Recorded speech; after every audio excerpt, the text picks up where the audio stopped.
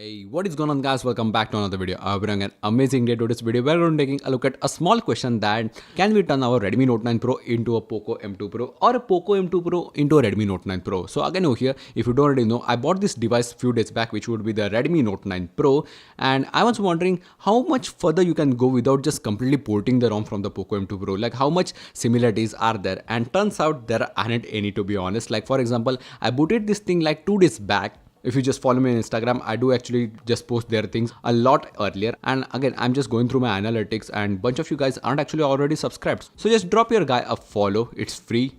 And again, you will see some exclusive content like this because you can't just search this anywhere. So again over here, again, this is running a latest global stable from the Poco M2 Pro, again MIUI 11. Well, if you're wondering why should we do it anyways, there are some advantages to the Redmi Note 9 Pro and the Poco M2 Pro. The MIUI for Poco has bit more faster animations and few of the features which are just intended towards the speed, and on the Redmi you get far more better animations and feature packed MIUI experience. So for example, on the Android 10 or MIUI 12, you do not get the Android 10 gestures on the MIUI for Poco because the Poco launcher just doesn't support it. Well, it would in sometime mid-September. Until then, MIUI is just more feature packed. So here I have just literally slapped on the Poco M2 Pro's global stable update on my Redmi Note 9 Pro. So over here it's running Poco M2 Pro's system vendor kernel. Works and boots just fine. Just the firmware over here is from the Redmi Note 9 Pro, as it doesn't boot with a custom firmware or just a lot of changes to the VB meta because of the dynamic partitions. So again, just the firmware is from the Note 9 Pro, else everything is just Poco M2. So you can directly just flash any kind of Poco M2's official updates over to your Redmi Note 9 Pro. That can be happened. And again over here, there were some bugs like force reboots or just camera crashing. I have pretty much managed to fix them. So again, if I just get enough comments and likes on this video, I will guide you how to do each and every single update of the Poco M2 Pro into a Redmi Note 9 Pro, not just leave a link for a single ROM. If you just go to the camera, again as you can see, you can allow the permission and it just works fine on all the lenses. So camera doesn't have any kind of advanced features or anything. You still get your normal macro lens, dynamic shots right over here, or the Pro Color. Poco M2 Pro is just similar on that part. Just the only thing it has is MIUI for Poco and 33-watt charging.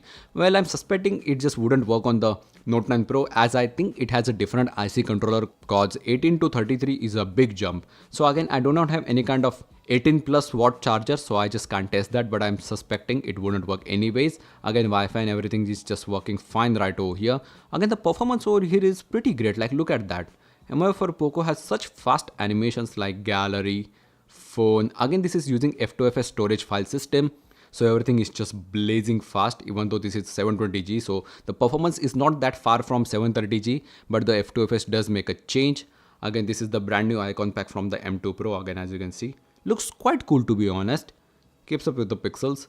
So again, let's just go to the settings. About phone section, you have MIUI for Poco, Poco M2 Pro. Again, the security patch over here is June. I don't think it has gotten any new updates. So just coming back over here, there is just pretty much nothing changed, but there is surprisingly no clear speaker option right over here. So I don't think Poco M2 Pro comes with a P2i protection. If it would, they would include a clear speaker option if the water goes in. Then again, you have special features in that you have game turbo, quick replies, everything just similar to the normal MIUI experience. And yeah guys, that's pretty much it. I hope you guys liked it and found it helpful. If you want more content like this, please let me know in the comment section below, and see you guys in the next one. Peace.